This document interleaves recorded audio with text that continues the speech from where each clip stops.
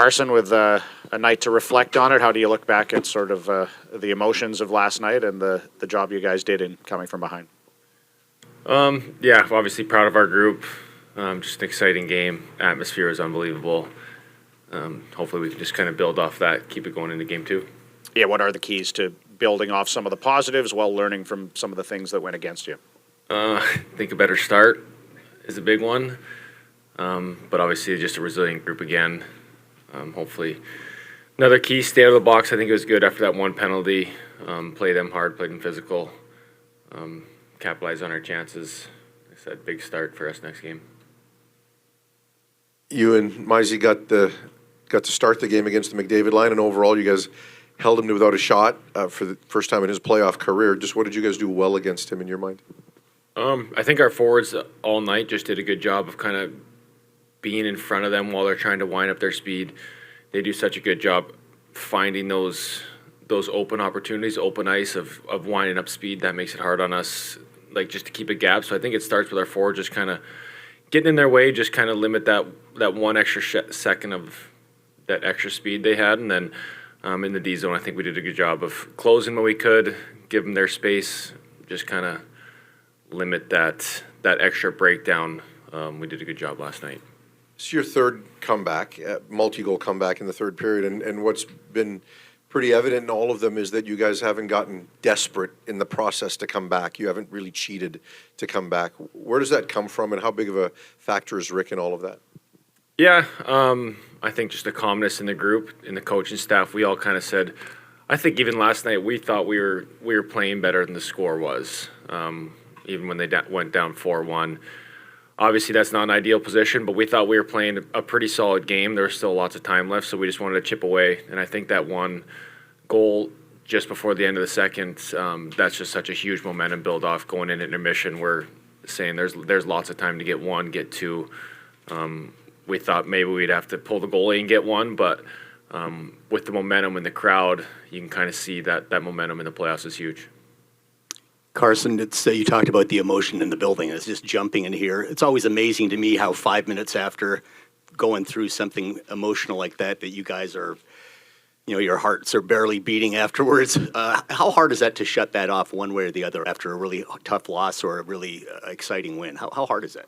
Yeah, I mean, the adrenaline was going for hours after the game last night. That was probably the loudest building I've ever been a part of after that fourth and fifth goal. Even on the bench, you couldn't hear a thing. Next whistle, couldn't hear a thing still. And I think we just did a good job of harnessing that, I guess, of just enjoying it. I mean, the crowd being down 4-1, they didn't give up. We didn't give up. It was awesome. But is it like hard to fall asleep after a night like that? For sure, yeah. It's nice to have the day today to kind of come in, get treatment, just kind of refresh a little bit because, yeah, it's kind of tough to fall asleep for a couple hours. The adrenaline was going. I think even my wife said she had a hard time falling asleep last night. We got home, just the adrenaline from the crowd. Everyone was still a little fired up. Even the streets, most places around Vancouver were still going late. Carson, so you look at the way that game went last night. Archer gives up 4 goals. What's the conversation, let's say, in that second intermission with him? Do you guys say anything, or is it one of those you just let him do his thing? And then what was it like to see him come back in the third and be so consistent that it helped buoy the sort of progress you had to win the game? Yeah, I don't think from players would say much to goalies. They have a good evaluation of their own game.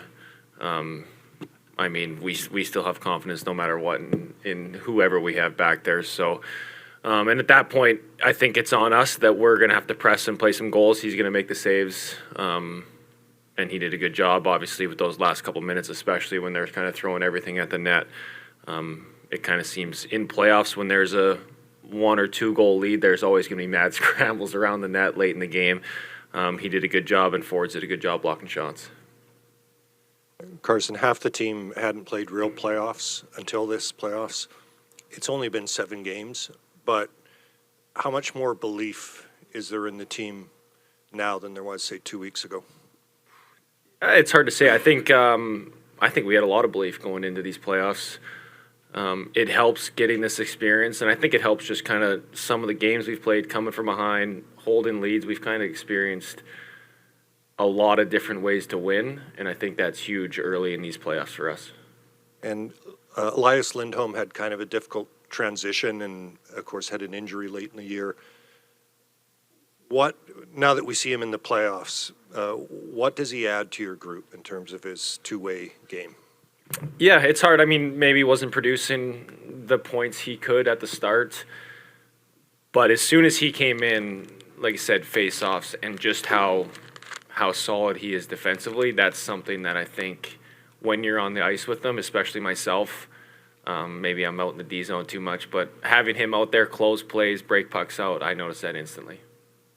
Just on the idea of a comeback so early in a series against a team that can score some goals, what does that maybe do for you guys? You might find yourselves down again. And when you're in that moment, what does having done this already do for your sort of frame of mind when you're there again? Yeah, I mean, I think it just showed last night. Maybe that's from the Nashville game that we just didn't give up. We just kept believing. Like I said, that period, that the goal in the second period was big for us. I think if you came into our locker room after the second period, you'd have found a pretty calm group of knowing that we don't have to just go try and create odd man rushes right away, that we can stay patient, we can trust our system, trust the players that we have to make good plays, and that we'll get our looks. It was just kind of a whether we'd capitalize it or not. What would you say was your approach to the physical element of the game last night? And physically, was it what you guys were expecting in the series? Yeah, I mean, I think we want to be obviously the more aggressive team, just kind of with the skill and the speed that they have over there. That's obviously a big part of it.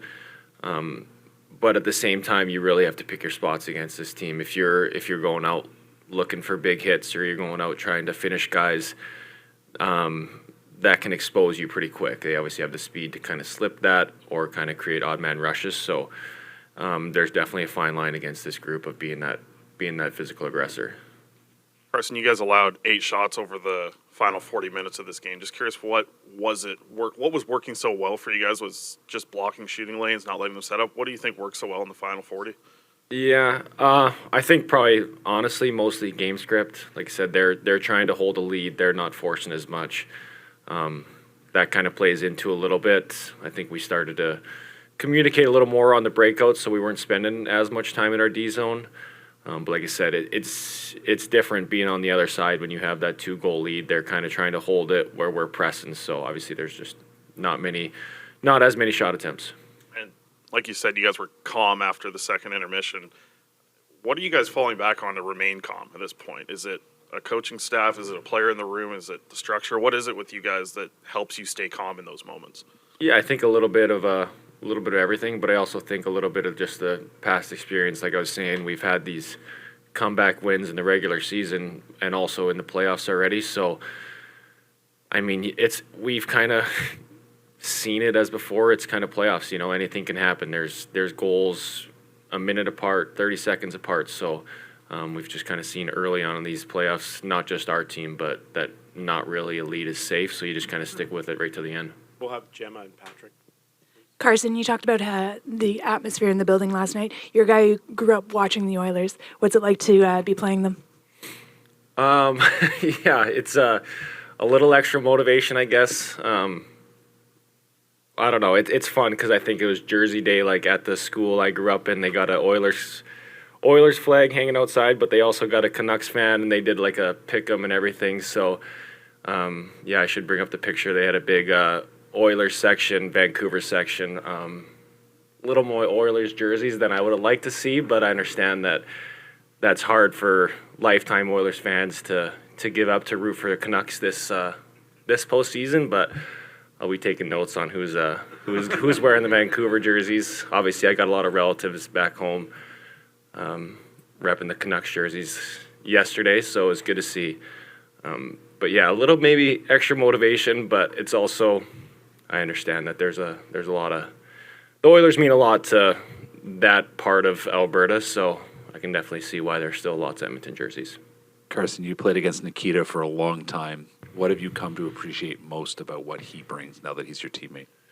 I guess just how he's elevated. I think this is some of the best. I obviously didn't watch him too closely besides playing him.